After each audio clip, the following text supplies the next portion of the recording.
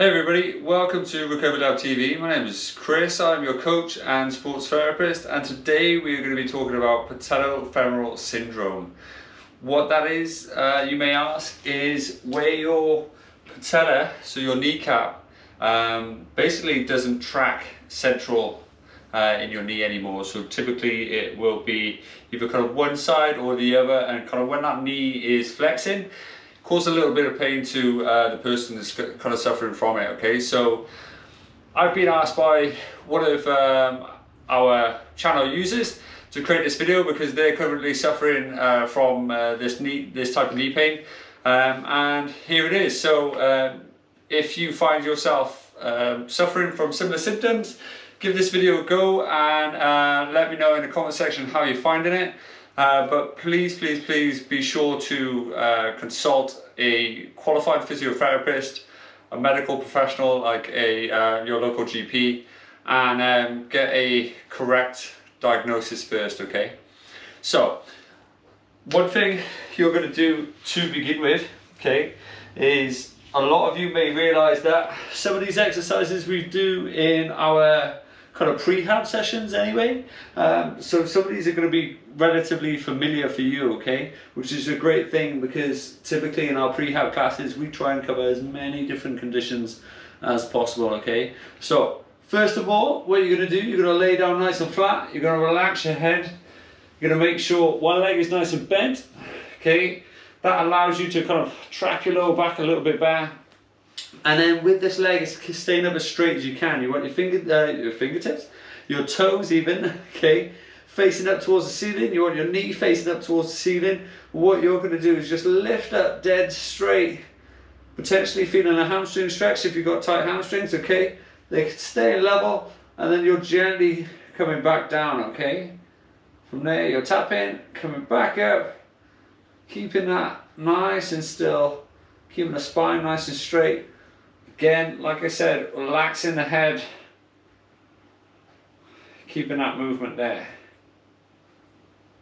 Okay. From there, you're kind of looking to do 3 to 10 reps on each leg. And what I'd say is go from one leg straight to the other, straight back and forth, if you will, okay? So try not to have any rest periods if you can. Literally keep it as strict as you can, so you want that leg to stay dead straight, and it's really important that you do so because the whole reason that you're having this problem in the first place is because that knee isn't dead straight, if you will. It's slightly to the left or to the right depending on your diagnosis, okay? So once you've done one leg, you do the other. Then from there, what I'm going to do for the purpose of this video is swap legs for this one, okay? You're going to lay directly on your side, okay? From there, you're going to tuck your toes up, just like you did before. You're going to lay your arms straight, so that's in line with your shoulder. Your back is nice and straight, okay? And you're literally just going to lift up as tall as that leg allows, okay? So it's there, tucking up, and again, noticing how straight my leg is in regards to my toes and knee facing you guys, drawing up, and I'm trying to imagine I'm drawing up with the heel and not the toe, okay? I don't want to be rotating like so. I literally want to keep it as straight as I can, and notice how I'm holding my pelvis quite tightly to keep me straight. I'm not going all the way up because my hip should stop my my thigh as I come up to a point, and I'm trying to go as tall as I can, okay?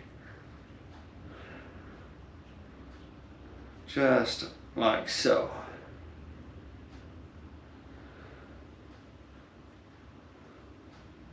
Good. Now, the great thing about staying on this side, okay, what you can do is on the next exercise, okay, you'd be using your other leg. Now here, you're going to tuck up as well, okay, making sure that leg is straight, and you're going to come up about a foot away from the floor and back down. Okay, so I've got a lovely little right angle here, my spine is lovely and straight here, I'm cupping maybe my glutes, my hip, and I'm drawing up again, keeping my leg as straight as I can. I've got those toes tucked up and there, and then if you wanted to, you could relax your head on a pillow maybe, and you're drawing up just like so, working those inner thigh muscles to help create an overall stretch by there, okay?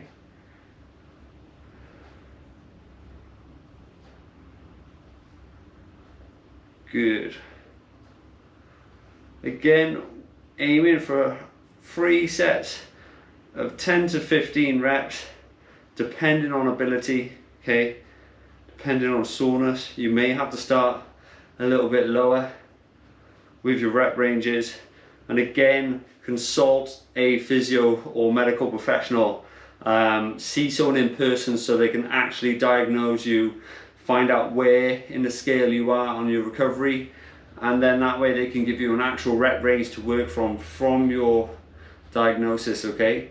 So from there you would then lay on to your front, okay? Now you can place your arms up here just to give you a bit of rest for your head, okay? I want you to kind of neutralize your neck in a way, so put your neck in a neutral position, resting it on your forehead, on your fingers, okay?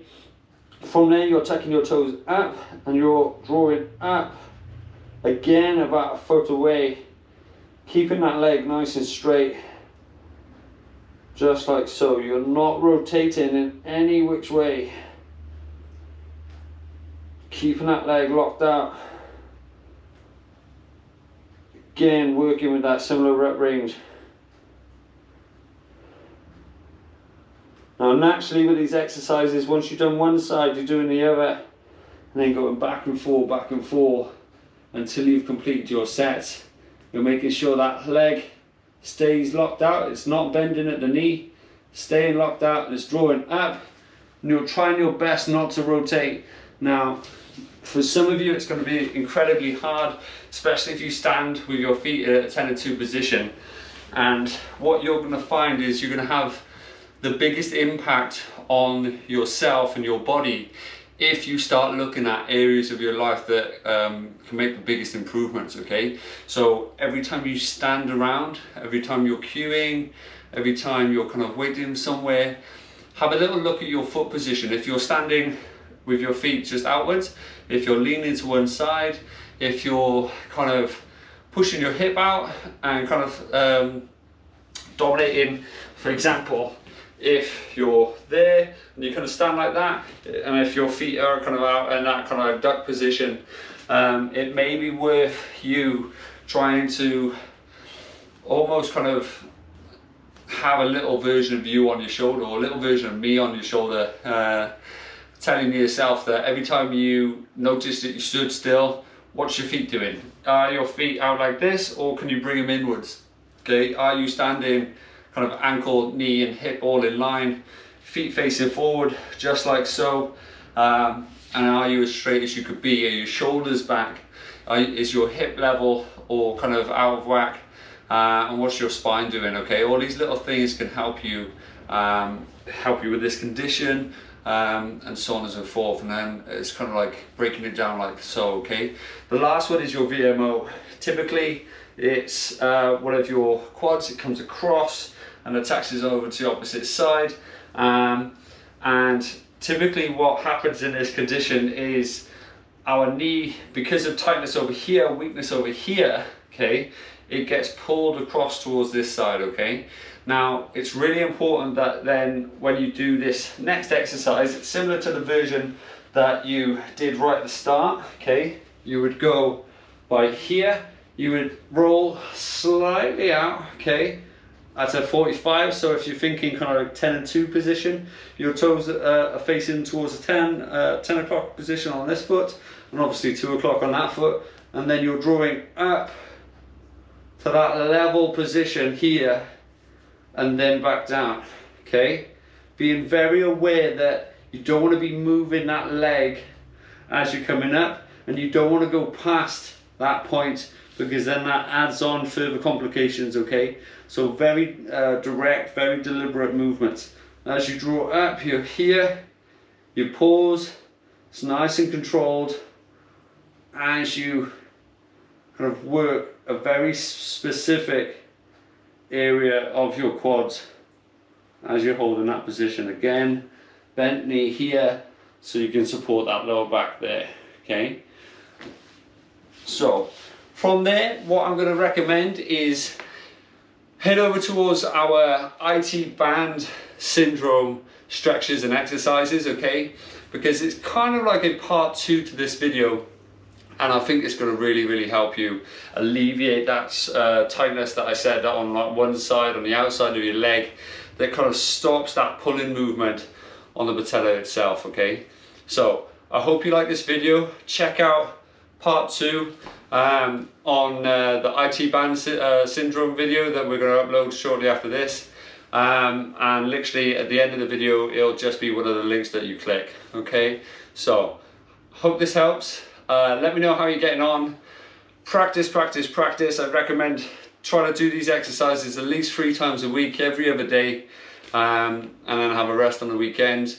Try out our prehab sessions for the lower body. It's every Friday morning. We upload. Check it out. Let me know how you're doing. Don't forget to hit that subscribe button. Take care, and I'll see you soon.